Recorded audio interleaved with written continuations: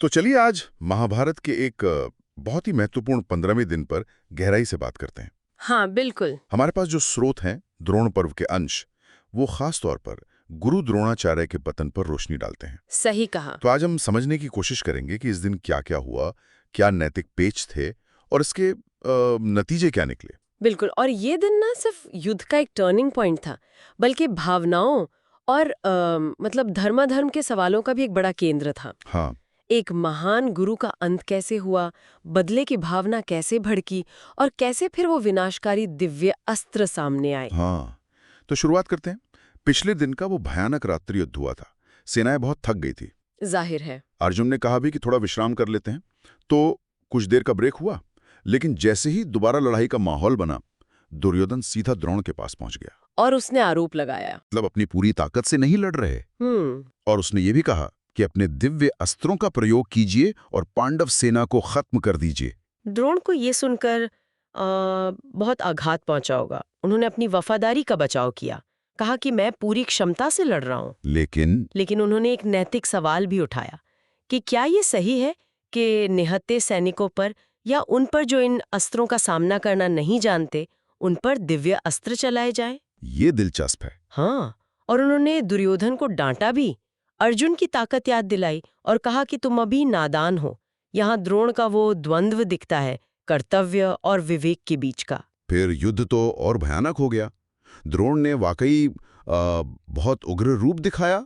उन्होंने द्रुपद और विराट दोनों राजाओं को मार दिया। हाँ, जो पांडवों के बड़े सहयोगी थे। और जैसे ही राजा द्रुपद मरे, उनके बेटे धृष्टद्युम्न ने मतलब उसी वक्त कसम खा ली कि आज ही द्रोण का वध करना है। पिता की मौत का बदला। बिल्कुल। और इसके ठीक बाद द्रोण और अर्जुन आमने सामने आ गए। गुरु और शिष्य का वो युद्ध। कहते हैं कि वो एक असाधारण युद्ध था। द्रोण मन ही मन अर्जुन की कुशलता पर खुश भी हो रहे थे। अच्छा। हाँ, पर कोई जीत नहीं पा रहा था। बराबरी की टक्कर थी। अर्जुन ने तो द्रोण के ब्रह्मास्त्र को भी नाकाम कर दिया। कमाल है।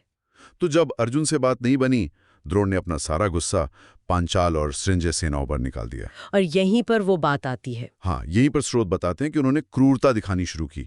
उन सैनिकों पर भी दिव्य अस्त्र चलाए जो शायद अपना बचाव भी नहीं कर सकते थे। ये उनके चरित्र में एक गिरावट दिखाता है। कह सकते हैं शायद वो अपमान और युद्ध के दबाव में अपना नैतिक संतुलन खो रहे थे। द्रोण का ये रूप देखकर तो पांडव खेमे में मतलब हड़कंप मच गया होगा। हाँ, स्थिति बहुत गंभीर हो गई थी। तब श्री कृष्ण ने एक उपाय सुझाया। वो अश्वत्थामा वाली बात, बिल्कुल, कि द्रोण को ये खबर दी जाए कि उनका बेटा अश्वत्थामा मारा गया है। उन्हें लगा कि पुत्र मोह में वो शायद हथियार डाल दें। लेकिन ये तो सरासर झूठ था। युधिष्ठिर और अर्जुन कैसे मानते? वही तो। युधिष्ठिर, जिन्हें धर्मराज कहते थे, उनके लिए तो ये बहुत बड़ा संकट था। वो बिल्कुल तैयार नहीं थे। पर सेना को बचाने का दबाव भी था। हाँ, कृष्ण और भीम ने यही समझाया। इसी बीच भीम ने क्या किया कि इंद्रवर्मा नाम के राजा का एक हाथी था, उसका नाम भी अश्वत्थामा था। अच्छा। भीम ने उस हाथी को मार दिया और द्रोण के पास जाकर जोर से चिल्लाया, अश्वत्थामा मारा गया। द्रोण ने मान लिया? पहले तो नहीं, वो अपने बेटे की शक्ति जानते थे, वो फिर से लड़ने लगे। लेकिन तभी वहां कुछ ऋषि आ गए। ऋषि? हाँ, उन्होंने द्रोण को टोका कि आप ये अधर्म युद्ध कर रहे हैं, हथियार डाल दीजिए।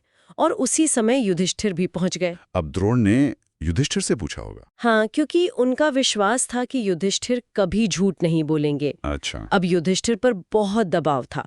कृष्ण और भीम का आग्रह, सेना की हालत। तो उन्होंने क्या कहा? बहुत भारी मन से उन्होंने कहा, अश्वत्थामा हतो हता।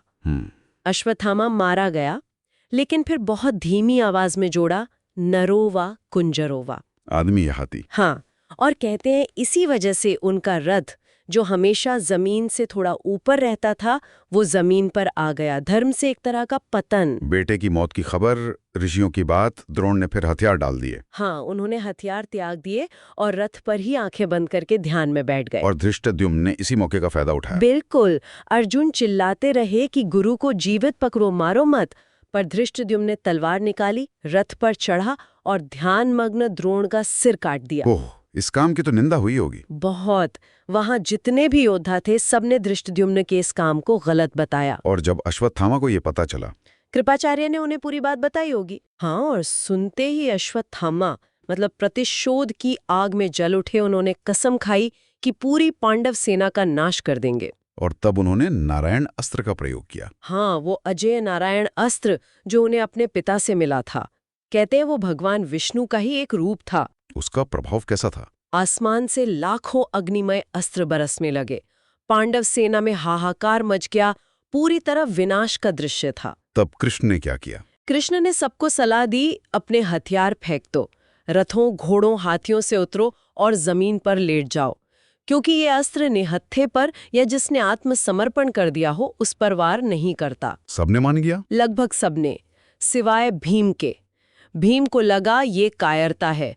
वो अकेले ही अस्त्र का सामना करने आगे बढ़ गए। अरे, फिर तो अस्त्र उन पर केंद्रित हो गया होगा। बिल्कुल, नारायण अस्त्र की सारी शक्ति भीम पर फोकस हो गई। लगा कि भीम अब बचेंगे नहीं। तब अर्जुन और कृष्ण तेजी से आगे आए। अर्जुन ने वरुण अस्त्र से भीम को ढका और कृष्ण ने उन्हें जबरदस्ती रथ से उतारकर हथियार रखवाए। और जैसे ही भीम शांत हुए, नारायण अस्त्र भी शांत हो गया। दुर्योधन ने फिर कहा होगा अश्वत्थामा से दोबारा चलाओ। हाँ, उसने आग्रह किया, पर अश्वत्थामा ने बताया कि ये अस्त्र दोबारा नहीं चल सकता। अगर कोशिश की तो ये चलाने वाले को ही मार देगा। अच्छा, तो फिर अश्वत्थामा ने आग्नेय अस्त्र चलाया। हाँ, आग्नेय अस्त्र। और उससे पांडवों की एक पूरी अक्षौहिणी सेना भस्म हो गई। एक अक्षौहिणी यानी लाखों सैनिक? हाँ, बहुत बड़ा नुकसान। पर अर्जुन ने फिर मोर्चा संभाला और ब्रह्मास्त्र से आग्नेय अस्त्र को भी शांत कर दिया। अपने सारे बड़े अस्त्र नाकाम होते देखकर तो अश्वत्थामा निराश हो गए होंगे। बिल्कुल, वो हताश होकर युद्ध भूमि से चले गए। कहते हैं रास्ते में उन्हें महर्षि व्यास मिले। व्यास मुनि? हाँ। अश्वत्थामा ने उनसे पूछा कि मेरे अस्त्र विफल क्यों हो रहे हैं। तब व्यास ने उन्हें समझाया। क्या समझाया? उन्होंने बताया कि श्री कृष्ण स्वयं पर ब्रह्म है, भगवान है, और अर्जुन भी नर का अवतार है, दिव्य है। उन्हें पराजित करना असंभव है। व्यास की बातें सुनकर अश्वत्थामा का गुस्सा कुछ कम हुआ? हाँ, उनका क्रोध शांत हुआ और उन्होंने बची हुई सेना को वापस शिविर लौटने का आदेश दे दिया। तो ये था वो 15वां दिन, एक महान गुरु का अंत जो दुखद भी था और विवादास्पद भी। हाँ, और हमने देखा कि जीत के लिए कैसे कैसे रास्ते अपनाए गए जो नैतिक रूप से सही थे या नहीं, इस पर सवाल उठता है। और अश्वत्थामा का वो भयानक रूप बदले की आग में जलता हुआ। ये पूरा घटनाक्रम हमें धर्म, नैतिकता और युद्ध की जो क्रूर सच्चाई है उसके बीच का द्वंद्व दिखाता है। सही कहा। और शायद सोचने वाली बात ये रह जाती है कि क्या बड़े लक्ष्यों के लिए अपनाए गए साधन हमेशा नैतिक होने चाहिए, या कभी-कभी हालात ऐसे बन जाते हैं कि सिद्धांतों से समझौता करना पड़ता है। ये एक गहरा सवाल है जिस पर विचार किया जा सकता है।